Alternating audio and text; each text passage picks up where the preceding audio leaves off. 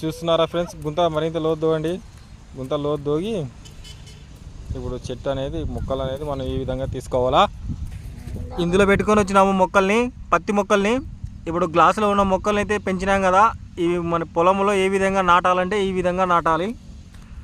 ఒకసారి చూడండి, అట్లా తీసి మనకున్న వేర్ల వ్యవసాయం బాగానే ఉంటుంది కాబట్టి అది అలానే తీసి మళ్ళీ నాటితే ఇట్లా గుంతలాగా తీసి వేయాలి.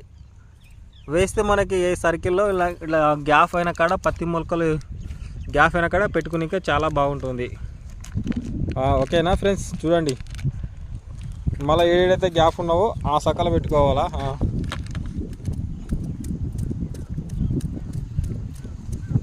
పెద్ద పురుషు వేసుకొని గుంత లోద్దు.